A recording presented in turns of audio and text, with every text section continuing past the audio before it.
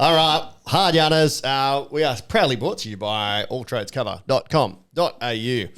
If you are a small business or a tradie and you need some insurance coverage, hit them up, tell them we sent you, and it will help them, help us, help you. Yep, they've got a new website. You can basically get a quote online, so get onto that website. It's very well made, easy to use, and tell them we sent you because John's a great person. They're good people, and the best thing about them is most of them are tradies themselves or have been tradies, themselves in the past, so have an understanding of what you can deal with when you're on site and the pitfalls you come across. Yeah. This episode is also brought to you by Crafted Finance. Do you need a loan for anything now, mate? Unfortunately, I've got a policy on no debt. Yeah, well, that's good. Well, maybe you can give us a loan instead. But if you do need a loan, we'll hit up Crafted Finance. They're great when it comes to the mortgages. But specifically, what they want to do is give you the best option, the best deal possible. They work for you, not for the bank. Exactly. So hit up Crafted Finance. All of the links are in our show notes, and our link is in our bio on our Instagram page. But hit them up. Tell them we sent you. Cool. But today we were joined by Ross Henry Smith. Just I don't know, a novel could be written on your life, which you are writing novels. But mate, tell us what we spoke about today. Just about life, mate. I mean, I've had an interesting life so far. Australia's been very good to me. I wasn't born here, but I am a naturalised Australian citizen, have been since 89. I'm actually writing my biography as we speak, besides my first novel. It's called The Wolf of Weed. Yes. Nice. Reminiscences of a stock promoter. Beautiful. There you go. And it is going to be very readable. A lot of people in Perth are going to be worried because I'm giving it everything. The whole truth's coming out. Beautiful. Yeah. All right. So scandalous. Yes. We cover building a mineral mine. Yep. We cover fucking the war in the Ukraine, a few sex robots, ASX and how to list a company, growing weed and turning it into a medicinal company. Probably. A few fights, a few disagreements. Tractors, and going bankrupt, mental health, everything. All good stuff. What a bloody episode. Good stuff. Very interesting, man. All right. And really appreciate your time. Let's get hard. Let's get hard. Welcome to Hard Yarns Podcast. I am fucking fat. Anything Chris White says, please disregard it. 5D is actually a state of being. It's a unity consciousness. That was Hard Yarns with me, Frankie Rose. So I'm going to throw it over to your co-host, Daniel Jelby. And Cameron Branch. I would do this and then I'd gong. Free in attendance for the millions listening at home. Let's get hard. So you've got 80-90% of women chasing a dream, if you like. Yeah. And the other thing about them is they overrate. They all say that I'm a 10. Well, but the girls don't understand that 9s and 10s, right, make their living in front of a camera, right? They're called supermodel, right? And they generally marry billionaires. Yeah. Right? It's a fact. So for us guys, the best we can do is settle. No, the best we can do, I never settle. I don't believe in settling. Yeah. The best we can do is a 7 or 8. Yeah. Or as the kids would say, 6, 7. 6, 7. Oh, Gracie, And, you're a 10, mate. Yeah. And what a lot of women don't realise is, I mean, when you're young, teenager and early 20s, I mean, sure you're pretty, but that doesn't make you a 10. That you're a 5. It means you're average, right? Mm. So your 6s are like better than average, like relatively pretty. Yeah, because 5 isn't average. 5 out of 10 is correct. Is average. You're 7 and 8, right? Now we're starting to get into beyond pretty and beautiful. And then the next thing women have to contend with is getting older. Yeah. So you'll have a woman that's very attractive when she's young. Mm. Okay, try doing that 30, 40, 50. Or Selma Hayek is fucking nailing it. Yeah, she is. Yeah. Selma and Jennifer Aniston, they're doing well. Fantastic. Yeah. But I mean, these are, There's a few local MILFs that I know that are doing pretty well. Yeah. But genetic anomalies. But the other thing is, and I'll give you an example, in the dating scene. 'Cause I was married 17 years and then I suddenly became single at 45. And then I suddenly realised my worth as a heterosexual male in the market. And what women tend to forget that, and I'll give you an example. So an 18-year-old woman versus an 18-year-old man, who has the higher sexual value, the man or the woman? Depends if you're P. Diddy or not, but it would be the woman. It's the woman, right? 25-year-old woman, 25-year-old man. I still think the woman. Correct? Yeah. It is. 30-year-old woman, 30-year-old man. That's where we start to get about of an even playing field. I still give it to the woman, all right? Now let's go to 35, man or woman. Man. See, the man is no longer a boy. A man is a boy until he's about 26, 27, right? Yeah. He doesn't really start to get his shit together until his late 20s, right? Well, but you're even right. late 30s. Yeah. But you're right. Yeah, well, and some men it takes longer, right? Yeah. Some men in their 30s are still living with mummy and daddy at home. Yeah. So, but when you get to 40-year-old man, 40-year-old woman, Yeah, well, it's a bloke. right? 45, Yeah. 45, Yeah. 50. According to social norms, for sure. 55. And see, at no point after 30 does the woman have it over men. So we are the prize, gentlemen.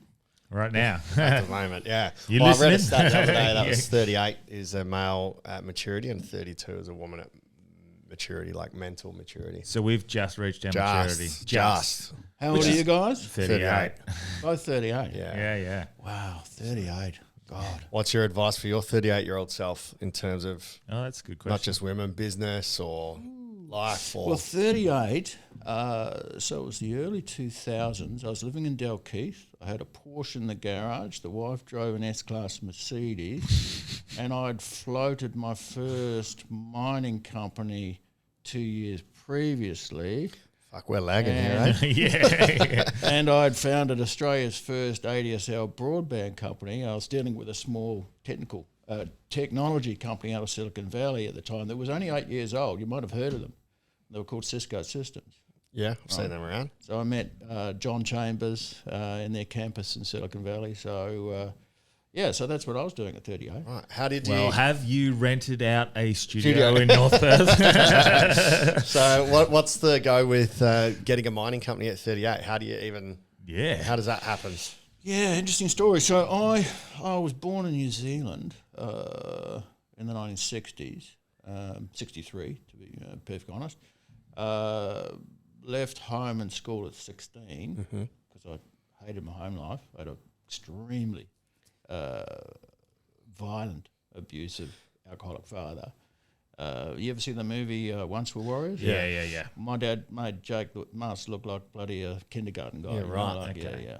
And so I left home, grew a lot of cannabis, made a lot of money, Nice. smoked a lot of weed. I was really into my motorbikes. And then who became a good friend, Ivan Longman, he sort of took me under his wing and he apprenticed me in How did you meet that bloke? earth moving machinery. Just through riding around, I'd stop. I always used to chat to interesting people. Like on a push bike or like... Motorbike. Motorbike? Yeah. And so I took those skills to Australia at 19. I lost my licence. I was out drinking with a buddy on a big 500c Yamaha one night, and we got invited to a party by some married girls, and we're heading out there. And the police tried to pull me over, and of course I didn't want to get pulled over. I wanted to go to the party. Is this in Perth or in No, in Australia, in NZ? New Zealand. Yeah. So I lost my licence for 6 months, and I said to the judge, "Oh, I know I'm going to lose my licence, but I'm going to Australia next week. I'll drive over there." So, Is that allowed? well, Back then there's no internet. Well, I was small amount of internet. defending myself. So it was the truth. So I came over and got work within 2 weeks and worked sort of on the machines at the coalface in the mining industry. Mineral sands, gold. I worked on the construction of the Bandy Creek Boat Harbour in Esperance. We built a groin at Hopetown. So I did that till the age of the late 20s, and I was working with guys like Peter and Chris Layla and Malcolm Hillbeck from Sons of Gwalia, who were the premier gold guys in the day. So I learned a lot and always asked questions, and those guys sort of mentored me. So, and I worked for MIM, and MIM had this old abandoned polymetallic mine site north of Leonora called Teutonic Bore.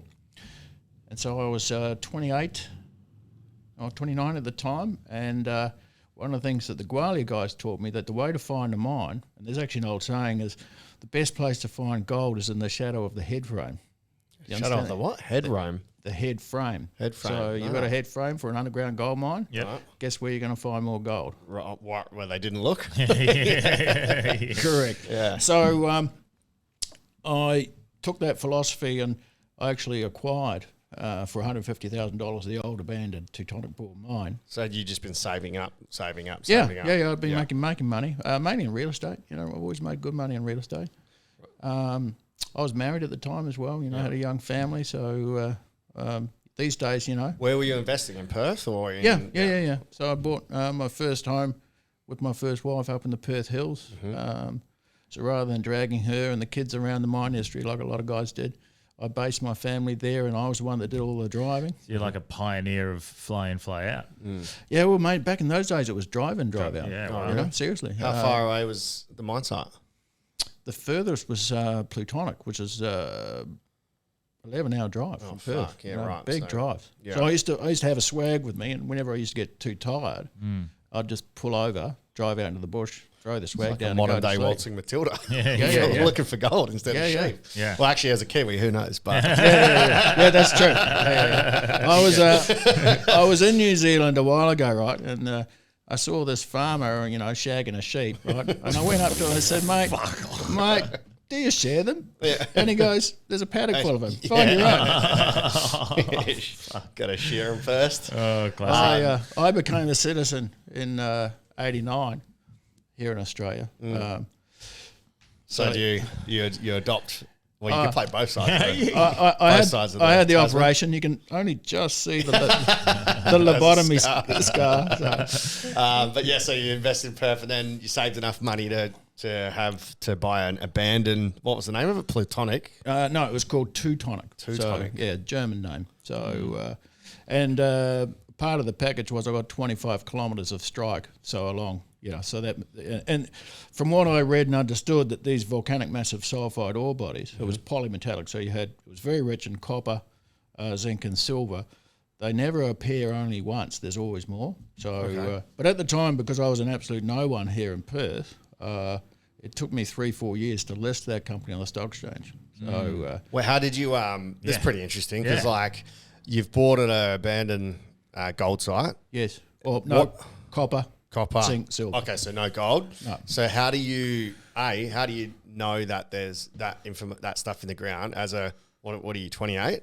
Yeah. So you bought the site, but now you have to invest in equipment and testing and drilling and pulling all the stuff up. It was an exploration place, so there was an abandoned pit there. Yeah. So obviously, you know, there was minerals there and the ground. So I mean, this is where risk comes into mining. Right? Yeah. It's all a risk. Yeah. Right? Because if there was nothing there, you just lose all your Absolutely, money. it's gone. That's crazy. So it's called drilling is called the truth stick, right? So Yeah. when you drill, that's going to tell you whether it's there or not. Yeah. But look, long story short, I did manage to list the company. We raised $3 million, which is not a lot of money these days, but in early 2000, it got us going.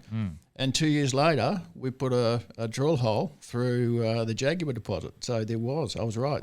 There were more. So for the layman at home that have never done this, you've just made that sound real easy. Right? So you've gone from buying a site. A, how do you go about getting investors? B, are they investing in the hope that when you drill, there's more stuff there? And if there's nothing when you drill, Correct. and then Isn't that a wonderful thing? The West Australian market, if you like, for what are called junior mining companies, it's very speculative, right? Yeah. And we're very, entrepreneurs like myself, mining entrepreneurs, we're very fortunate that here in Australia that there's a can-do, we're going to back that bloke, that sounds good, let's go, attitude. And that's exactly what happened.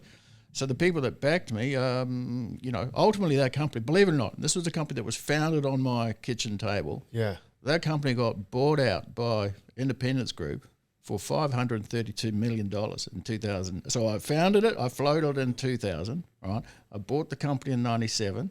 It was just me from 97 to 2000. And in 2011, there's a big mining operation there, hundreds of jobs, billions of dollars of export revenue for Australia, and then the company got bought out for $532 million. By an Australian or local? Yeah, Independence Group. They're a very large company now. Okay. That's pretty wild. I know a few mates that have come up with businesses over a kitchen table, but that's because something's on the table at 3 a.m. It's a different business. Yeah. But, so, like, was your pitch to people like, I've got this deposit. My theory is that where there's going to be something next door? Definitely. But also you have to, to list on the stock exchange, you need what's called an independent expert report. So you need to have an independent geologist who's not associated with you, and there's no commercial interest in the property, so there's no conflict of interest.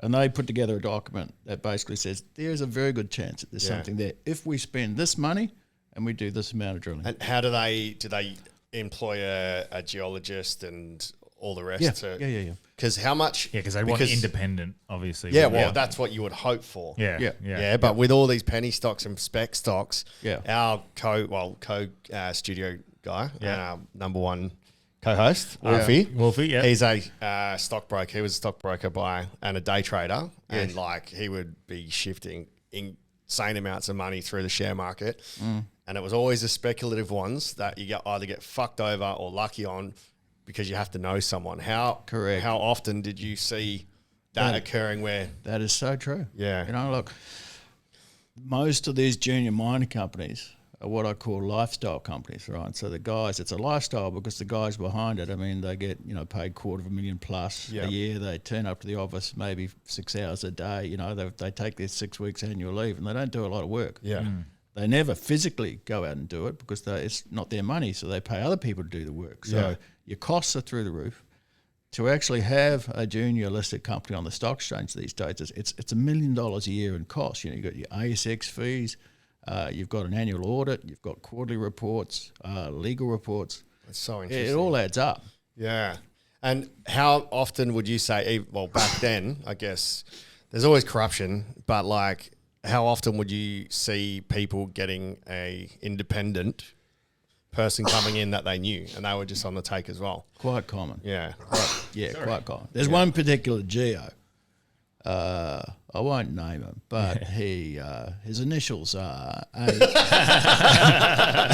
AM, shall we say. Okay. And it was pretty much, what do you want me to write? Yeah, right. Because they would just pump and dump then, right? Yeah, exactly. Yeah, that's where... Pump and dump's a great way to make money. I've made a lot of money pump and dump. Yeah. Really? Yeah.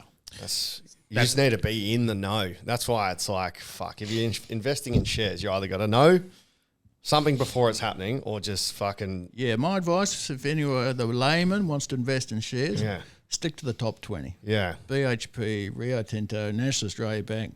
Index funds. Yeah, that's it. Yeah, okay. I've lost stacks on all my speckies. Generally speaking, I mean, there's a great book, and I advise you both to read. It's called Reminiscences of a Stock Operator. It was by this guy called Jesse Livermore. And he basically, his philosophy of trading, so if he got a stock tip to buy something, he didn't buy it, he sold the stock. Right. So because generally tips come from insiders. So what they're doing is they're trying to make a market. Yeah. Right. Because you've got to remember, when you sell a share, there's someone on the other side buying it. Right? Yeah. The transaction does not just magically happen. So you've got to, and that's why it works. And it's quite easy to work out what's happening with a stock because the way the market works, realistically, is the selling side represents supply and the buying side represents demand. Mm-hmm. So when supply exceeds demand, what happens? Price will go. Correct. Down, right? And it's reflected very simply in a simple line chart. When the demand exceeds supply, it goes up. Yeah. So Jesse's philosophy is, so he would sell, and he would sell a lot. And if the stock didn't keep going down, if it kept going down, he would keep selling it. So it was called short selling. Yeah. Naked, it was completely illegal in the States. Well, you can do it here, but there's slightly different rules. But if he sold and the stock went up, even though he was bearing it, then he realised, right, there's more demand than supply, so he would reverse, he would close his positions and then start buying it. Was this pre where you would get all that info on your app? Was this like... Oh, this is in the 1920s. Yeah. Oh, wow. Okay, yeah. So, but, mate, nothing's changed. He'd just have to sell and hope and see what happens. No, there's no sell and hope. I mean, if you sell a stock, and I mean, I'm talking about you bearing it with sell orders, right, and the stock goes up, Yeah. There's more demand than there is supply. Basically, the market is very simple. It works on two human emotions, greed and fear. Yeah. Oh, that's it. That's all you need to know. Yeah, because it's all on speculation. Of course it is. Yeah. Yeah. Yeah. Because the only thing that fucks you is when they put a halt on trading. Well, then you're either too late. That's quite common as well. Early. That's quite common. The junior end of the market, I'm guilty of it myself, is what you do if you've got a really good announcement to come out. You would ask for a temporary trading hold, which is 48 hours. Yep. Right? If you go over 48 hours, the exchange moves you into what's called a suspension. Right, so it's slightly harder to get out of a suspension than a trading hold. Yeah. So generally, you have everything lined up. So it's a great announcement. So you'll put a little tease. Oh, we need a 48-hour trading halt to formulate some spectacular drill results, for example, right? And then because then the guys on hot copper and the general market will get all juiced up. They'll allow 48. The best way to do it is do that on a Friday afternoon. Yeah. All right. Have the weekend. And you got the whole weekend for everyone to be down the pub drinking and go, oh, Jesus, this is going to be good. Everyone's going to pile in. And of course, Monday morning you release it and boom, up it goes. And then everyone sells and it drops back down. Well, the insiders still. Yeah. That's how you make That's a different market. incel. Yeah. That's how you make a market. I mean, this goes on all the time. Yeah. You know what I mean? This is what Wolfie would get frustrated at because he would do his research and it's fucking A+, and the market just didn't react because of stuff like people knowing, or for example, like I think he was in a gold mine in Africa and they had some sort of military takeover that they didn't share, and he knew it all. And then the drill results were good, but they held off on it and they kept pushing it and just fucking everyone out of it. And then they released it later. So the amount of times he's been fucked over, especially with what's the one that he was always in? Mesoblast. 3 years, and eventually he was proven right. But by that point, because he was shorting, he ended up fucking himself out of all the money. So it's a sad story. Africa, I've got no interest. I can't Too run. volatile? I can't run fast enough to get away from the guys with machetes. yeah, This is like, and you, I guess you'd be poised to comment on royalties and taxation on the mining companies because they never really go up. Here in Australia or overseas? Yeah, and the fear. So this idea, and we spoke to Basil Zemplis about this, and I said to him, and others I've spoken to about, if we were to up the royalties or the taxes and whatnot slightly, the fear was you scare them away, and then we don't have that coming. But I in my head, I look at $1 billion profit. If they're going to be paying maybe $200 million more in taxes or royalties, they're not walking away from $800 million. This is of profit, a very, very socialist view you have there, Cameron. But okay, so in gold, I think the royalty we have to pay is 2 or 2.5%. And generally speaking, with the Aboriginal heritage legislation now, most, if not all, Aboriginal communities are getting an additional 2% royalty there. Which is fair enough. I mean, so mining companies are paying. It's not just a 2% royalty. They're actually paying 4%. Yeah, but even still, like, isn't the gold 100% the country's, like the people's? Oh, look, don't get me wrong. It sort of is. But I'll take that one step further. Yeah. Do you know we're the only... Well, we are literally the Saudi Arabia of south of the equator, all right? So oil-rich countries... I'll give you an example. Another Western country is Norway. So Norway... Do you know how much people pay for their electricity there? Fuck all. And Nothing. gas, Yeah, exactly. it's all subsidised, basically, isn't it? Well, and quite right, because Yeah. it's a national resource. Yeah. So, for example, my view, and I'm hearing you. Well, I'm capitalist. Like, I'm all for making money, but Well, no. I'm just presenting both sides. I'm for fairness, right? Yeah. So, here we are in Australia. We're paying, I think it was last time I looked at my electricity bill, 35 cents a kilowatt hour. Mate, that's what we pay, right, for a remote mine site road training in diesel in the middle of the Tanami Desert. What the fuck? All right. Yeah. Okay, explain, because I and then don't gas. Well, when you're off grid, like in a remote mining company, right, you're having to bring in road trains, 4x4 trailers of diesel, right? Yeah. And these trucks, when they leave Perth, mate, they take 2-3 days to get to site, right? And then you've got massive diesel generators producing megawatts of power, and the power divided by the costs, the diesel, etc., is around 35 cents a kilowatt hour. That's what we pay here in Perth. Right. I mean, seriously. So coming back to the gas situation, so we've got the highest gas resource, anywhere south equator, right? Yet we're copping it in the ass by the gas companies. I mean, as far as I'm concerned, for the privilege of exporting billions and billions of dollars of that gas, these gas companies should be providing Australians with free gas. Yeah. 100% agree. All right? Yeah. Free gas. And this is the concern I think a lot of Australians have.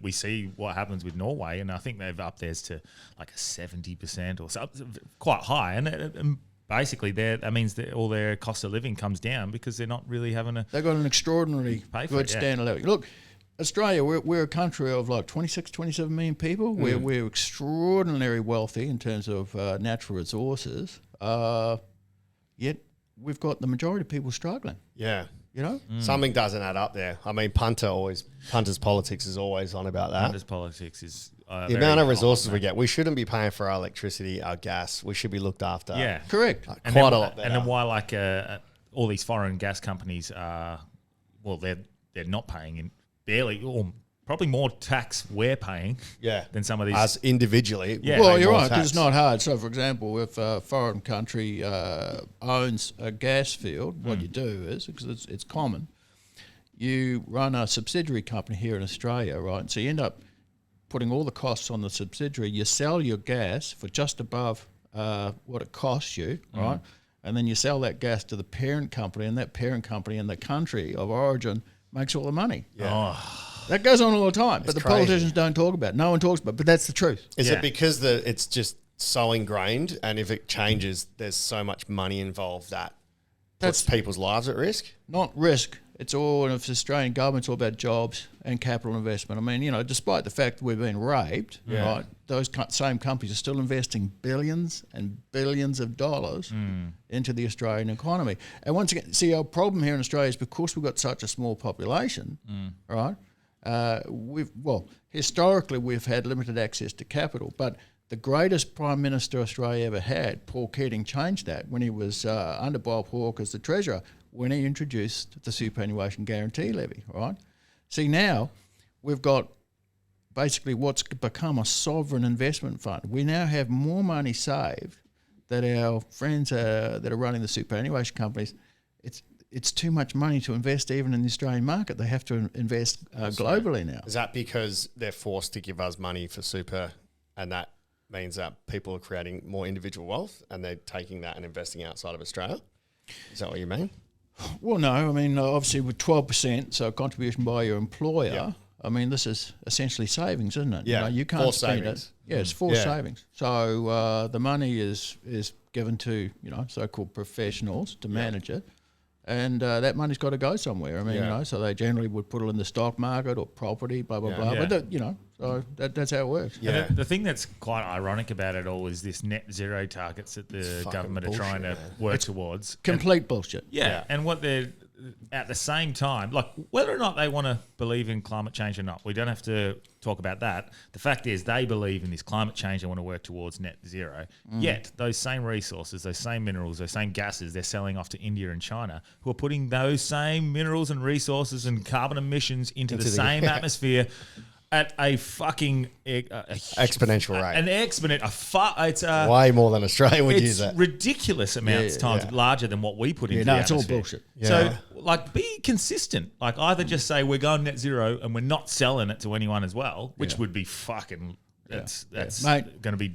The weather changes, right? I'll give you a short history lesson. Millions of years ago, right, where we're sitting now was there was 2 miles of ice above our head, all right? Like, Yeah. Well, that's moved to Rockingham now. So, 2 miles of ice is out there. Yeah. I mean, it's a fact. I mean, the reason why West Australia is so flat is because, I forget the actual geological term, the ice sheet was so big, it basically swept everything out to the ocean. Irrigation, sort of. Yeah, well, for example, that's why any other mineral sands. I mean, if you have a look at the satellite map, the beach is back on the Darling Ranges, right? Yeah. Wow. So all those minerals were, in the sand because it was all washed down from inland. Isn't it just so much ego that humans think they can control the weather of the world? Well, they're trying. Well, I think the CIA Come do, on. don't they? Yeah. Well, they would try They control everything.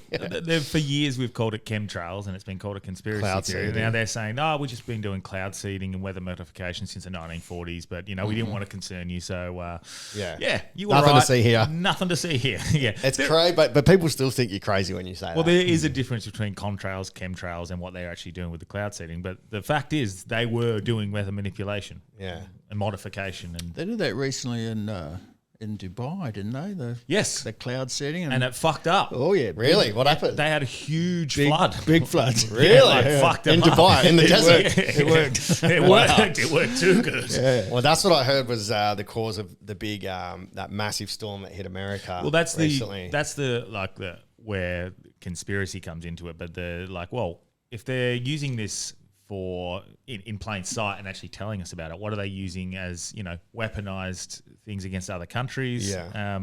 And of course they wouldn't admit that, but everyone, I think from memory, I remember seeing someone high up in the CIA or someone in an interview saying, of course, the greatest weapon is Mother Nature. So why wouldn't we try to learn how to harness that? Yeah. Sure. You know what would be an interesting episode is just doing an episode on all weapons that governments have thought about or tried to create. Did you hear the one There's on one Rogan? that turn them turn them gay. Yes. Yeah, I didn't hear that on Rogan, but I've seen that one. Have you heard that one? So I Oh, it's fucking pretty funny, and they would trial it. I've listened to one Rogan episode in fucking whatever, the last year, but it was with Matthew McConaughey, and they were talking about the idea was floated. It was never approved, but they were going to get $7 million of funding to develop a bomb that they could drop on people to turn them gay. So their pheromones or something would rise so and high, estrogen, and they would want to fuck each other and not concentrate instead of being on the wall. When you think about it, the quality of music would improve. The point that I think Rogan made it was like all the old warriors in 300, what are they called? Spartans. The Spartans, Spartans. They They were all gay anyway. They were all gay. It's like Greeks. you just created a super army. That's so funny. I haven't heard that. Yes. There was another one where they dropped off condoms on the opposition. I can't remember what war it was. No. But they had it as they did the reverse sizes. So they did a large was just small, so they thought Americans had huge dicks. Yeah, okay. And they would drop off. So the opposition were getting them going, oh my God, yeah. I think that was in Vietnam. That's a true story. One of those. Yeah. So that was fucking gold. But yeah, speaking of gold, we'll circle back. So so the tax companies we were talking about, they get fucking all the tax breaks and the carbon emission scheme. So who's doing that? The government, just to make more money off us or off the companies? It's a bit of a Western hegemony narrative. Yeah, because the Chinese, I bet, don't have a carbon definitely tax. not. No. Russia doesn't. Yeah. India doesn't. Yeah. It's all very well for us in the West to dictate terms to these guys. We're fully developed. Yeah. Right. They're not. China and India's argument, which is fair enough, is going, hang on, guys, seriously. Well, I mean, China's doing pretty well. And so is India. They've developed 1 billion people. That's a well developed. But think of China. Architecture. China's got another 7 times more growth. Yeah. To get to where they want to be. I mean, China is going to be huge. Yeah. It's going to be huge. It's going to be so great. Yes. China. It's going to be so big. It's going to be big and beautiful. I'm not happy. I'm not happy with China. So we've gone on. Are you still involved in any of the mining or like? Yeah, no, I'm actually. So I retired at 58, and I've got a wife who's 20 years younger than me. We actually moved to Thailand. We've got a beautiful villa in Koh Samui, and It's like your parents. a couple of years there, and I'm loving it, Yeah. loving retirement. And she said, "I'm so bored, I want to kill myself." I said, "All right, well, we'll move to Australia." I at the time had left Australia. I surrendered my driver's license and firearms license and basically everything back in late 2014. I never returned, and I thought, okay. So we'll come back to Australia. Did you have to redo your driver's test? I haven't done it yet. I'm driving on a Thai driver's Allegedly. license, right? Yeah, but Allegedly, seriously, yeah. you have to do it. I have to, because it's been so long. I have to do it all again. I have to sit the test. I've got to have a driver. I'm actually not against that, man. Yeah. You Like, know? it would be a way to create the jobs and all Yeah. that. But after, say, 30 years, Yeah. should just be just a half an hour drive around. You're not going to lose your license. Yeah. You just get, unless you're like the worst driver ever. Yeah. Yeah, because a lot of laws change, like the indicating law. Yeah, and yeah. You've got to give way to. But I'll get you to just turn that mic we go. towards you. There you go. Just twist it. Yeah. That's the That's one. it. Yeah. But the okay, I've got two questions. The first one, and then we'll circle back. Yep. Retiring at 58, I can't fucking sit still and do nothing. And it sounds like you have a similar drive and lots of different, endeavors. How do you? For those who are watching at home, you know that Delby can't sit still.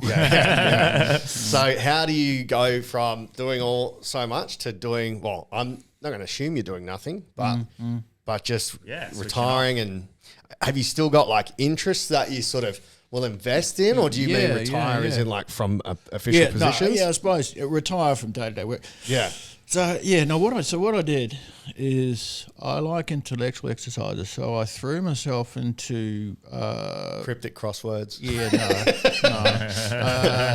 Geopolitics, finance, and also started writing my first novel. Cool. Which took me. I've almost finished it. It was 4 years of research to get it right, and then I've been writing it all this year, and I'm nearly finished. Cool. What's it on? It's called Kursk Down. It's a naval techno thriller set in August 2000, and it's an alternative narrative to the official story of or torpedo cook-off in the torpedo room of the Kursk. So fiction. Fiction based off. Yeah. Yeah, Based nice. off. Yeah. Of an actual event. Yeah. What happened to that event? I'm not even familiar with it. No. Well, the Kursk was an Oscar class, what's called an SSGN. So SS submersible ship, G guided missile carrier, N nuclear. Right. So the Oscar class weighs something like 26,000 tons. Right. To get that into context, a US Ohio class battleship is around 26,000 tons. So they are the size. They're a submerged battleship. Wow.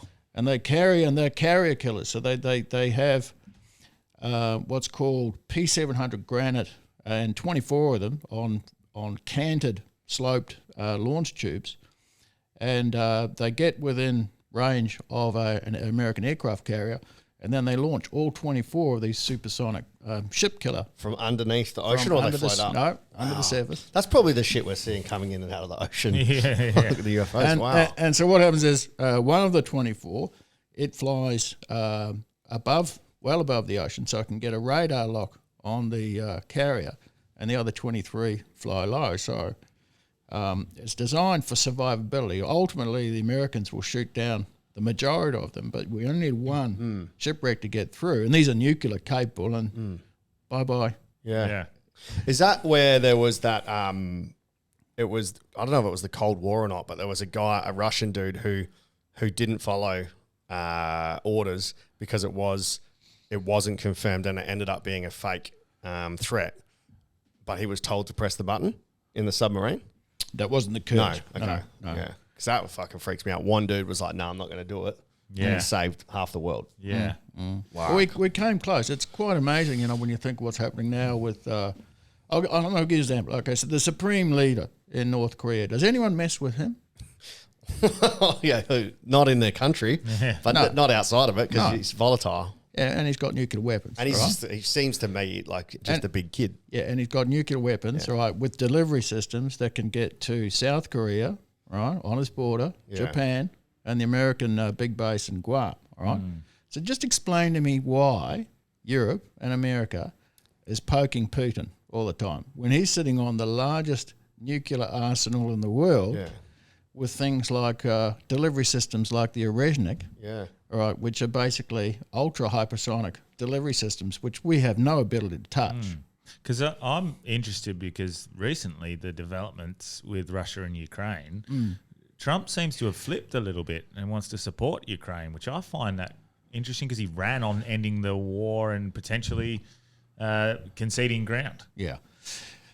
It's like this latest nonsense. Oh, they're going to give them Tomahawk cruise missiles, right? A couple of things about Tomahawk, right? So the Tomahawk's been around for a long time. There's nothing wrong with it, but it's a cruise missile, non-stealthy, right? So it doesn't present the Russians with any problem with shooting it down. However, it's nuclear capable, right? So a couple of things. Russian nuclear doctrine is, if they see a nuclear capable cruise missile coming towards Moscow, they have no ability to ascertain whether that has a conventional warhead or a nuclear warhead. So what does their nuclear doctrine say? Just shoot. Correct. Shoot back. Their doctrine says that's a first strike, Yep. and we're retaliating. Do you know what retaliation means? Just blowing a nuke at one of the countries? No, everyone. Right. Like the whole world? All of Europe. Well, Or anyone not associated China. with America? Yeah. Not China, But but all of Europe and America, right? Because it's a first strike weapon. But I'll wind it back a little bit because it's a little bit of bullshit and no one's really explaining. Okay, so the Tomahawk is designed. There's only 3 ways to launch the Tomahawk, right? So it's ship-based. They can be launched by submarines or ships, right? Planes. So you need a delivery system. So you need a plane that can carry and launch the cruise missile. Third option is a mobile missile platform, which doesn't even exist at the moment. When the Americans signed the intermediate range treaty with the Russians back in the 90s, they agreed to get rid of all intermediate range nuclear missiles because the Americans had those all throughout Europe, pointing it at Russia. Well, hang on, the Russians had the same thing, so they got rid of those. like got rid of in air quotes, they still have them somewhere. No, they're gone. They're gone. You're gone. That's They were what destroyed. they've told us, or they think No, actually they're done? gone. Yeah, They're gone. okay. It's like I've been to the aircraft graveyard in America. An earlier treaty that was signed, they agreed to give up X amount of strategic bombers, and you can see it. There's hundreds of B-52s all cut in half. Okay. You know what I mean? So it's all about verification. So, let's give Ukraine cruise missiles. Okay, well, how are you going to fire them, boys? Can't use them. Can't use So them. it's more of a tokenistic gesture. It's a narrative. Yeah. All right. See, Trump's playing an interesting game. The media is all supporting the Ukrainian narrative, which is Russia's bad, Putin's bad. Russia's the good guy here. Yeah. Right. Well, from what I understand, Ukraine promised that they would never join NATO, and it's just kept pushing and encroaching, and they broke the treaty. Is that? Well, it's a bit more complicated than that. See, I grew up in the Cold War, so I remember, believe it or not, we had drills in primary school where, you would duck and take cover under your desk if you saw a flash, in the sky, and, guess what? You were toast. Yeah. I also remember Gorbachev and Reagan when they settled the end of the Cold War, and the deal was the Americans said, look, we want to reunify East and West Germany. Remember that? Germany was East and West, right? We're going to reunify Germany, and we're going to have the reunified Germany as part of NATO because the Americans had their big bases at Ramstein or whatever. And the Russians said, yeah, okay. But they said, we're not going to go a single inch east, right?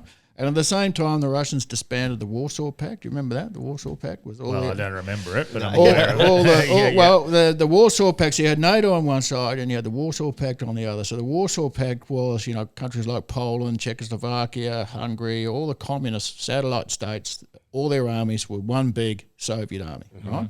So the Soviet Union got rid of that, gone, but they never got rid of NATO, right? Yeah.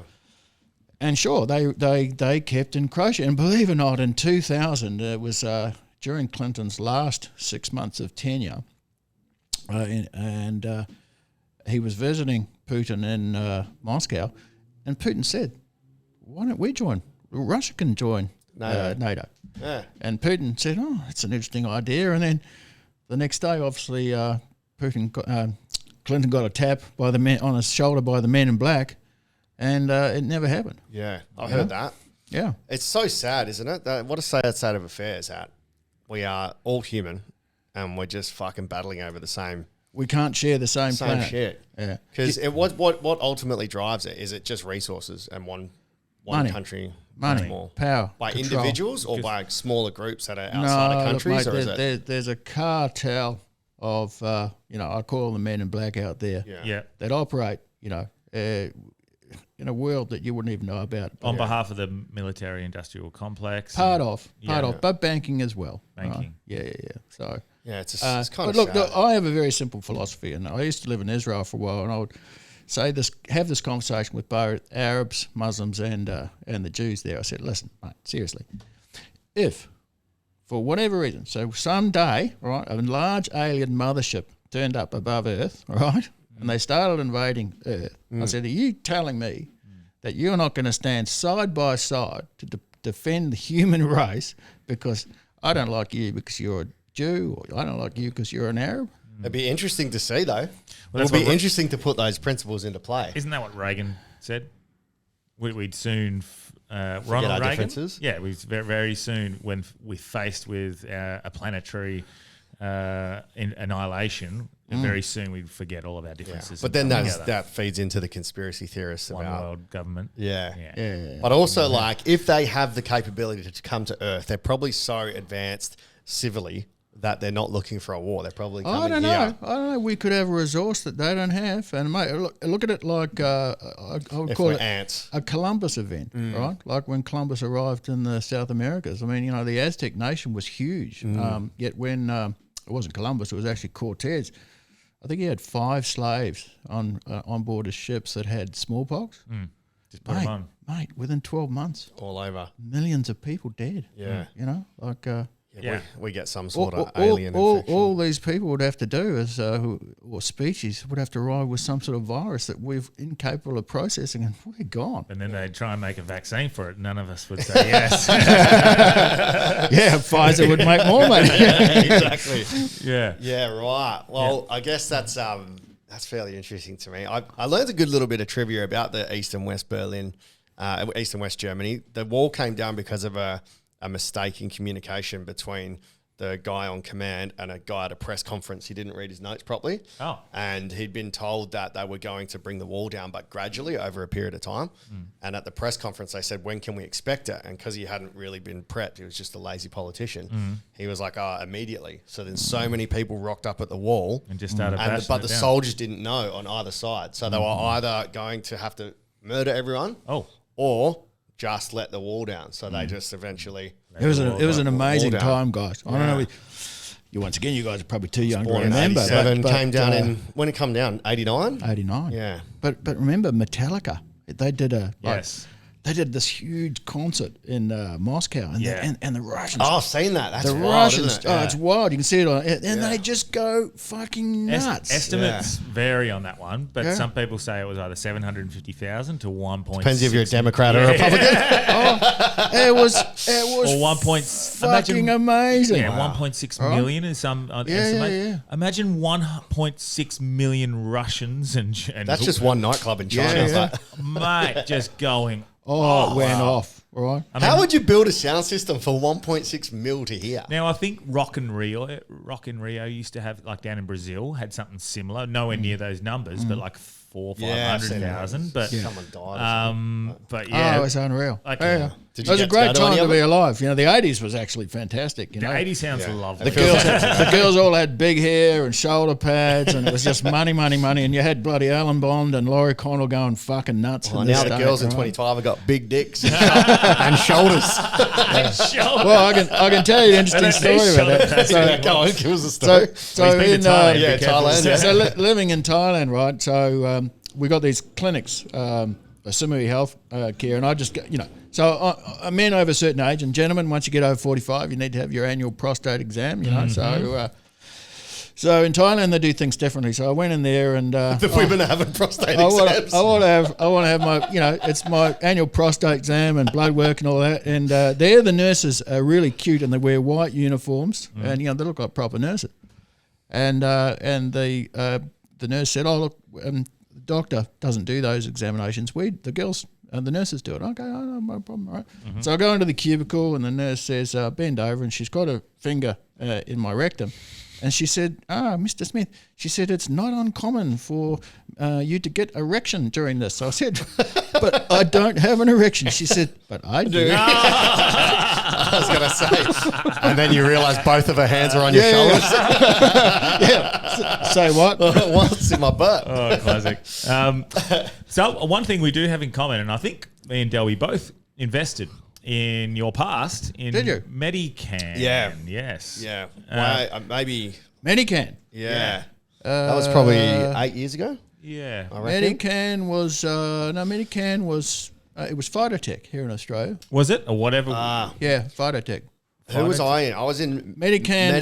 had like a number 8 in it as well for the code. It was Oh like no, that's AC8. That's AC8. different company. Different company, Yeah, okay. yeah. So you got AC8, Trainwreck. You Yeah. got the Can Group, Trainwreck. Right. You see that white elephant, and I called it as a white elephant. They got something like a $25 or $50 million loan facility from NAB. Right. Get it? Yeah. To build that big Mildura facility, and I saw a latest announcement a couple of days ago, yet another deferral on loan payments. I mean, it's just a basket case. Yeah. Okay. How did you get involved in that? Did they just hear what you did in New Zealand and you were like, I'm pretty good at growing weed? Because you are the self-professed weed of Wall Street. The weed of Wall Street. What a name. Wolf of Weed. Wolf of Weed. Interesting story. So I was in a hiatus. So most of my entrepreneurial activity, it doesn't just happen, right? So there's a long time between what I call drinks. So smokes in this case. Yeah, smoking weed. I actually don't smoke that much these days, but whatever. I enjoy when my back hurts, obviously, medical purposes only. Of course. So I was in Amsterdam with a beautiful Russian geophysicist, as you do, and I saw these guys smoking weed outside, and it was a medical cannabis shop, and it was just a bingo light bulb moment. Right? And so I came back to Australia, and I walked into I was working for an investment bank. I won't name names. Very wealthy, very smart guy. Got a lot of respect for him. And I said, no names, but I said, CB, I've got a great idea. Medical cannabis. And he threw me out of the office. Yeah, right. Straight away. Just old school. Yeah, that happened 5 times. And then I will name names now. So it was Cicero Capital, Matt and James and Subiaco. They went, yeah, what a great idea. So we, at the time, I mean, there was no media discussion about medical cannabis. So this was in 2014. There was no media discussion. There was no government at state or federal level. Yet it was going off in America and around the world. All right. So it's behind the times here. So the tricky thing was, okay, how do we do this? Because we couldn't actually grow weed or have anything physically to do with weed in Australia because it was illegal. So we worked out, okay, so how about we raise money to conduct research in a legal environment, which was Israel, and the benefit will be for Australians. And so that's how we did it. So Phytotech came around. Is that why you were in Israel? Yeah. I went to Israel. Because Israel has quite a lot of ASX like specky companies over there. Stuff that I look at is like microchips or weed. Why is that? Is it just because Israel's amazing, mate? The Jews are incredibly smart. So I was dealing with the Hebrew, good with money. Yeah, Hebrew University of Jerusalem, right? So I was in there talking to the CEO of, it's called Yassim. So Yassim is their commercial arm, right? So within the university research, so he's telling me, okay, so we've got, past luminaries, Ross. You might know or might have heard of them. Oh, yeah. Who? Sigmund Freud. Yeah, right. Albert Einstein. All right. I think I've heard of them. Yeah. So most of the modern medical technology that we use day to day, like pacemakers, literally everything, stents, right, which save millions upon million lives, it was all developed in Israel, right? They're amazing guys. Not bad. So those are the guys I was dealing with. So we were looking at, non-smoking delivery systems, and we were well underway. So how did you get the all clear from here, and did you move your position out of it? Smart lawyers. Yeah. The ASX tried everything to stop us, particularly me, because the ASX don't like me because I've had long and successful far as I'm concerned, history in promoting junior stocks. Yeah. Like I think I've been involved personally. I've listed, or what's called reverse backdoor listed, 12 companies on the stock exchange. That's what they call a prostate check in Thailand. Back to listings. But of those 12, I've probably had 5 spectacular failures, and I mean just total train wrecks. Right. But the other 7, mate, I battered them out of the park. Can you tell what's going to... You never can. Can never? I always go into things with all best intentions. Yeah. And when I throw myself into it, man, I'm 100% committed. Yeah, I feel you on that one. So I've lost a lot of money personally. And the other side of it is, I mean, if I'll be honest with you, I've probably had 3 total and complete nervous breakdowns, right? Where, and I mean total. It'd be pretty stressful. Totally. Because when I go into something, I'm all in. Yeah. Yeah. So... and have you lost everything? And if you do, how do you rebuild from there? Because you see like Alex Hormozy saying the people that go bankrupt make millions again because they know how to do it better the second time. It's actually interesting. I've gone down to 0 3 times, right? That's each time, and we're talking above 45, mate. This is impossible. Like generally, guys above it's so. For example, it was a classic during remember the financial crisis in 2008, 2009? I mean, so many plus 45-year-old guys threw themselves under trains. Like it was a wipeout. They didn't have the mental capacity to cope. I mean, mate, I personally came close to topping myself. I mean, that's how bad What was your big loss? Was that your first? Money. The first it one? was just money. But let me tell you, money's bullshit. I'll tell you the best lesson I learned from that is you don't need money to be happy, right? People say that once they've had money. Yeah. People without money can't experience that. but it's actually interesting. So I went from being what I call a master of the universe, right? 15 million plus, and that's, He-Man. Yeah, whatever. To nothing. Yeah. I actually had to have a job, a physical job, working for someone who... I couldn't say it to his face, but I go, mate, seriously, you're telling me this? Yeah. Humbling. How did you lose it? What was it? What industry was it? Because at that point, that would have been like your one big thing, right? Before you diversified out? Yeah, the first time around, it was literally GFC. And I was very unhappy in my first marriage. And it was literally the only way I could see myself out of that marriage. Was I just literally allowed myself to be blown up. And then the second time, it was a market thing completely outside my control. Yeah. The third time, and when you say like you went to 0, is that because all of your wealth was in shares and dividends and stuff that was volatile, or you had to sell off, or like and even cars and real estate? Boom! I mean 0. Yeah, like at one point, so 0, put your credit card in the machine and no money came out. Right, that's 0. Yeah, right. You want to try doing that one day? Yeah, right. And it was quite interesting. So I lived out of 2 suitcases for about 5-6 years. And you're probably too. You remember the show Kung Fu in the 70s? Probably weren't even born then. Was that right? Magic Monkey? The one no. It was David Carradine played this Kung Fu character, and he just wanted the Earth, get into little misadventures and all that all around the American Wild West, and he was a Kung Fu expert. So I was literally like, and his name was Grasshopper, and I was literally like Grasshopper. Yeah. And I just sort of cruised around the world, living out of suitcases. I had about 5 beautiful women girlfriends everywhere. I'd sleep in their places, and that was my life for a long time. I just what were you doing just between jobs? So you've gone from the swag to the suitcase. At least that's an upgrade. Yeah, correct. What's the? I was just looking for the next best opportunity. I was actually working on a number of technical opportunities, and I made a lot of money, lost a lot of money, had a great time, and then the penny dropped with medical cannabis, and that's when I decided, okay, no more fucking around. Not going to make the mistakes of last time. And the mistakes of last time, what happens is, as an entrepreneur and founder of a company, when you list on the stock exchange, you're restricted. You can't sell your shares because there's disclosure regulations. You're escrowed for a couple of years. And I finally worked out the guys that made all the money from all my ventures were the guys that I call the men in black, who you never see, right? They're the guys that put the deals together.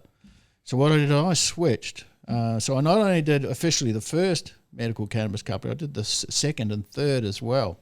So I made millions. How does that affect your reputation if something goes bust? Do you lose trust within the industry? What's the go there? Because if I was to create something and it bombed, who's going to then go, oh, let's do it again? This is one of the things what you got to admire about the Americans, right? Like, so their entrepreneurs are backed with the understanding that there's failure involved, right? So, for example, in Menlo Park in Silicon Valley, south of San Francisco, there's a bunch of investors there, right? So every year, each one of them will invest $1 billion each, like, we're talking 100 times $1 billion, right, into startups, right, knowing full well that 9 of them are going to fail. Yeah. Right? But that one out of the 10 turns into what's called a unicorn. Yeah. So they make all that money that they lost back and then some, right? So that's the philosophy in America. Here in Australia, I've got a track record of making a lot of people a lot of money, so including investors, all right? Like, so you get a backing with an understanding. That's some fuck up. That's some fuck up. Yeah. I mean, because I'm always upfront about it, all right? Like, it's reality. It's life. The hard thing is those little investors that it's the one thing they're in. Like if I was like, Medicam, fuck, I believe in this. I put everything in. And fuck, goes tits up. You're like, well, my advice is don't do it. Yeah. Right? Like, I mean, high risk speculative investments. It's all about, because people say, well, how much should I invest? I go, well, invest as much as you can until you stop sleeping at night. And that's good advice. When things are starting to become stressful, and this is just in life in general, life's telling you to back off, buddy, and just, live in your comfort zone, right? Like, because remember what I told you, I drive a Bentley, blah, blah, I've got an amazing lifestyle. But, I mean, people forget, well, hang on, I've had, 3 or 4 nervous breakdowns. And, how do you recover from those? Like, what sort of symptoms? Was it just can't sleep? You just have oh, mate, have you never suffered from depression? Not really. Well, I've been sad, but not really. No. Bad. I mean, I'm talking clinical depression. I mean, it's hard to describe. Yeah. It's like, it's terrible. Yeah. Well, how do you get out of it? What's for people? Because medication. Yeah. I take medication for it. You've got to. I found reading helped me. Like basically reading novels because it allowed me to focus my brain off the problem and focus on something different. And just time. Time heals everything. Right? Yeah, that's a hard one that people find difficult to get through at that time when it is hurting. Because, see, as a newbie, the first time it happened to me, far out, it was difficult because because at the time you're thinking, and this is for all men, right? That because eventually you will, right? Eventually you're going to be in this place that I'm describing you, right? Life beats you down, right? Trust me. And you think it's never going to get better. Well, trust me, it does, right? So, if you've got a wife, talk to her, right? If you've got kids, that helps because, that gives you something to live for. If you don't have a wife, well, talk to your doctor or a good friend about it, because the only way to get out of it is recognizing you've got a problem and dealing with it, all right? So many men don't, right? And trust me, it's not going to get better unless you deal with it, right? Yeah, because it doesn't matter if you're the richest man on the planet or the poorest. It doesn't matter. That's something that money... Money doesn't buy you health or happiness, all right? Yeah. Trust me. I think, I've definitely been beaten down at points, and I think we've all been beaten down, maybe not at the level of thinking of topping yourself, but definitely gone to those points, and it is always going to get better. You just don't think it at that time. Correct. Yeah. And the trouble with clinical depression is it's got you, they call it the black dog. It's got you so bad you can't see past it. All right, I think realizing, and then that's not suggesting I don't want to make more money. I always want to make more money, but I've definitely come to that point where I realize that I don't need all of that to be happy. Correct. I'm at quite a nice level at the moment. Got a couple of little things going on this and a few other little things that I've taken on. And it's just that nice balance. It's like there's enough money coming in, there's enough freedom, enough relaxation, enough time with my kid, enough time with my friends and partners. And that's what life's all about. And then now, look, if money comes up and things get bigger and bigger, then you'd only assume that maybe your responsibilities get more and more. I, on the other hand, am willing to accept that challenge. if I get richer, I'm more than happy to experience. I'm very happy to experience those riches, but like, is more responsibility and more, is that going to take away from that beautiful life balance that I feel like I've found now? Like, well, it depends how you're making your money. Yeah, exactly. Yeah. Cameron, you're right. I mean, from my experience, I make it, but I'm giving up a lot. All right? Yeah. So I give up a lot for it. But I mean, it takes all sorts to make up the world. And in my world, I rate making money right up there with oxygen. Yeah. Yeah, okay, yeah. It's essential. Now, not everyone's like that. It's just me. Yeah. Right? Yeah. Yeah, I like doing stuff where I'm getting rewarded, but I make sure I enjoy what I'm doing, that the money is coming from. So I used to be a teacher, like I told you, I really enjoyed that. Now I'm a full-time comedian. I'm a marriage celebrant. So I'm dealing with people on the best day of their life, making everyone happy. My job is to make people laugh. It's good, So when I'm doing work, it's not work. Yeah. Like, it's stressful, but nowhere near like having other people's money invested in me. I'm getting to make money from it. But I guess on a real small scale of the best way to realize that money doesn't make you happy is have a big win when you punt. Yeah. Like I won 14 grand off $100. Yeah. Once I'd won the money, I was like, cool. I'm not any fucking happier than I was. Yeah. It was cool winning it, but now life's the exact same. Yes. I've just have a little bit, maybe I can shout everyone at the bar, but nothing changed. I didn't have a beautiful partner that loved me for who I was once I won. You know, it was like Your priorities. when I have a big win on the punt, I'm like, oh, it's cool for half an hour. Yeah. And after that, life is still the same. I like to prioritize things with the money I've got anyway. And so, like, for example, I'm not going to go buy the $7,000 couch that I don't need.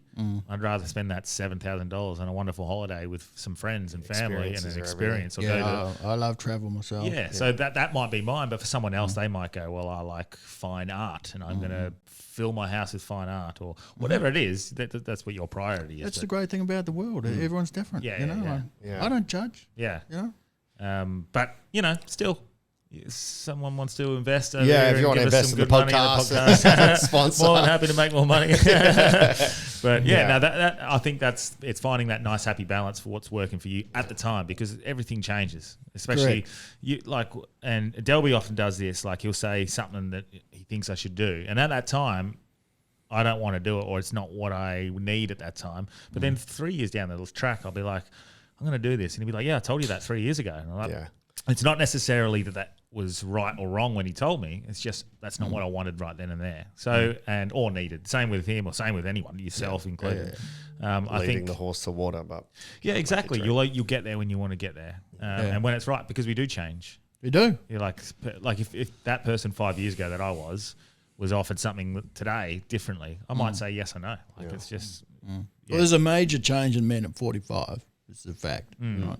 And the second major change is at 60. Okay. Yeah. What are the changes? It's both physical and emotional. Trust me. Well, the physical, I don't know. Yeah. So I'm quite surprised. Like 62, you know, I'm quite fond of taking little naps in the afternoon. You know? Yeah. I don't mind a nap right now, to be honest. Mate, actually, just traveling through Europe a few months ago, I realised fucking the Spanish got it right. Like, you're walking around all morning, you have your lunch, and you're like, I need a fucking siesta. It's because of the food, bro. It's so heavy, you need to sleep it off. Well, definitely the Italian in stuff. Rome, But definitely. What about like does TRT come into place? Is like that's something you looked into with the changes? Yeah. I've been taking testosterone legally since I turned 50. So here in Australia, I highly recommend this. Right. So I went to my doctor, who'd been my GP for a long period of time, and I said, well, you know, I want testosterone. He goes, what for? I go, well, lifestyle reasons. You know? You got to stay busy, have energy. Yeah. So we took my blood work, and it was like 13. And let me say where a young man would be. Let's say the scale is 26. So it was half the level of a 21-year-old male, right, at 50. Which is pretty good because it's not bad. It's almost half later. But so what is it? 12 years now.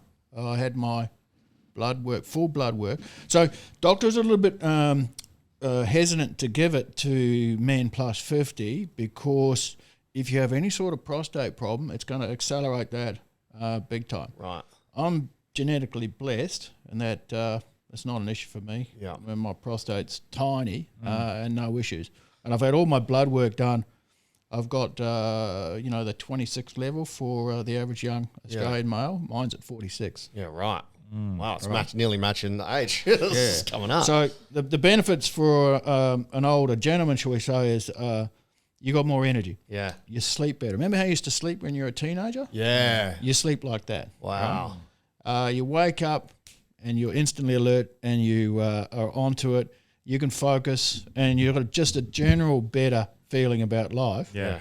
And you're not a big fat cunt, right? Yeah. I need to get mine tested, I reckon, early next year. Yeah, a couple of friends I'm on starting to TRT, feel that. And Yeah. they see benefits. I reckon from 45 onwards you should be on it, all right? I've been taking something called Shilajit, which is a testosterone boosting. Is natural. It's from the Himalayas. It's like a tar that seeps through for basically all the vegetation, the roots, the soils and stuff, and it comes down at the bottom of the mountains. And they take it like all the monkeys they noticed were having it, and all the animals, and they'd be so like up Full and of about beans. and full of beans, and they were like, "What is this?" And they started using it. This is for hundreds of years they've been doing it. Yeah. And so I've been having Shilajit, and wow, it's fucking incredible. good. little pea-sized tar bit in Trust me, though. hot water, melt it down. It will be nothing compared to TRT. Injections. All right? Yeah. So What's the second phase? That's probably a nice way to finish the pod is, so the first at 45, the change is the physical you feel more than mental? Both. Or a bit of both? Yeah, both. And then is 60 more like reflection and like what legacy am I going to leave? Or Definitely. Like, Definitely. So there's a major change at 60. So, both physical. Yeah. And you're a lot tired, let me tell you. Despite the high T levels, man, I simply do not have the strength that I had in my 50s, 40s, or, And you don't have the energy levels. Yeah. What's the what does it feel like when you reflect back on some of the moments in your life that maybe you regret? Is it regret or is it? No. It's sort of getting old at 62. It sort of humbles you, right? And what I've realised most is worrying and doing things that were no more than nonsense, right? Yeah. It wasn't important. Yeah. And what a lot of people do is they do things to impress people that they don't even fucking like. Yeah. All right. My time these days, want a friend, get a fucking dog. All right. Make that a bumper sticker. Yeah. Yeah. Well, like, and obviously, if you Wikipedia, you Google, it doesn't paint you in a very nice light in some of these things. Intimidation and being arrested and Fuck, we haven't even touched on that. Maybe we need 10 more minutes. Mate, I'm your worst fucking nightmare. Yeah. And what I don't get, because all that information's publicly available and it's all fucking true. Yeah. All right. So I say to people, all right, like, mate, you've got to cross the room, right? And there's a sleeping fucking tiger. Yeah. Sitting there in the corner, minding his own fucking business. Are you seriously telling me, right, mate, that you're going to walk over and kick that tiger in the nose? What the fuck do you expect's going to happen? Right? Yeah. Mate, I treat people exactly the way they treat me, but you fuck with me. Yeah. There are some people in life you don't want to fuck with. So, mate, I'm of that age where I've got zero tolerance to being fucked around, mate, and I will smack you in the head. Give us some examples. What are some of the... talk us through the tractor. Fuck. I don't know. This is... So you one of the best ones. Okay, so I'm in. yeah. I'm in So, Steve's. it's like he's just had a shot of testosterone. I'm in Steve's hotel, right? And I'm with a well-known stockbroker called David Michael, right? He's the son of the previous Lord Mayor, right? So he's got his girlfriend Pauline at the time there, and Pauline's bought quite an attractive lawyer.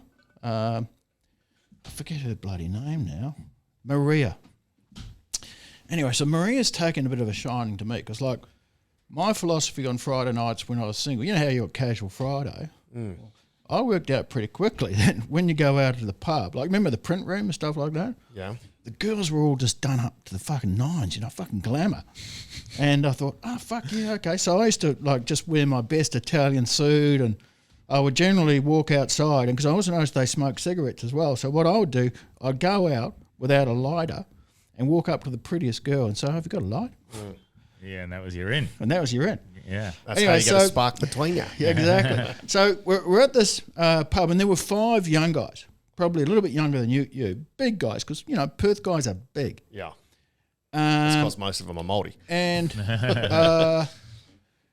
apparently, unbeknownst to me, one of these guys who was a lawyer liked this Maria girl who was also a lawyer, and she was ignoring him and giving me all the attention. So given, at the time I'm 50, this was in 2014, this actually made the paper, right? Heard on the Terrace. So she's flirting with me and I'm sort of flirting with her. She was a bit, she was a bit round for my taste. I like them tall and slim, like Victoria's Secret's model, right? And I don't compromise. So I was Sounds like a different version of Sir Mix-a-Lot. I like them tall and slim. I was playing along. Anyway, so later in the night, one of the guys that liked her came over. I introduced myself and gave him a card, and he looked at my card and threw it on the ground, right, and stepped on it. So I went, okay. So I just casually leaned down, picked up the card, picked it up, and then looked at him and I said, "Are you fucking with me, mate?" And he goes, "Yeah." I went, okay, leave it there. And then the girls left, and David left. I'm in there and by myself at this stage. And I noticed the five of them, they were all quite pissed. And then one of them comes over to the bar and looks at me and goes, "What's your fucking problem?" I went, I said, "You tell you and your boyfriends over there, Pookums, you can all go and suck each other's cocks." Right? So he goes back and tells the big fella this, and then the big fella gets off his stool and puffs up his chest. So I just casually put my fucking glass down. And look, I'm in a $2,000 Italian suit. I've got an overcoat on. I look like fucking James Bond, right? Yeah. And I just walked over there, mate, and I gave him the fucking drive of the century and just put him down. Tiger Woods. And then I turned to his other four mates that were still standing and said, "Anyone else got a problem?" Yeah. Well, in terms of, what did you say? A tractor? Yeah, tractor. Oh, What's that about? Turn that mic again. Towards you. Sorry. So, So I sold Colonial Brewery, right? And so they were paying me rent. And they didn't pay the rent. That's a logical response. So he's just going to drive a tractor. You don't want to through rent it. Yeah, exactly. Well, They didn't you pay have the no rent. building to rent it They on. didn't pay the rent. Right? So I was a farmer. Right? And farmers have tractors. Right? So I got my best chain And made right? it and colonial. padlock, right? And drove up to the front door and chained the front door to the tractor so they couldn't lock the place. Right? Pay the fucking rent.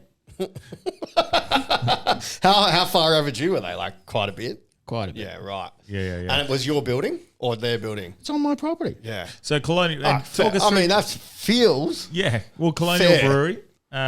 You started that from scratch. Where is that? I don't know where that is. That's Margaret River. Margaret River. River, Yeah. okay. I'm And not that's really down there that's a competitive. That's a very competitive beer brewing or beer Well, brand. yeah, really. except the bunch of woke wankers. Now they changed the name from Colonial Brewing Yeah. Company Yeah. So tell to us. CBC Co. Right? Yeah. So So the West Australian contact me. They go, "Ross, what's your opinion of this?" I said, "Pack of woke wankers." I said, "Talk about cancel culture."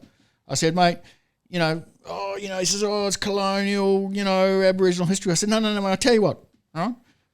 Do a cartoon of me dressed up as Captain Cook on the deck of the bloody Endeavour, all right, taking pot shots at the Aboriginals with a musket. Yeah. All right? He goes, "No, we're not going to do that, right?" Well, what was the name behind Colonial? Because of farming. Well, no. Margaret River. Okay, so I'm in a world class wine district, right? And you've got guys that have spent tens of millions of dollars, on their wineries.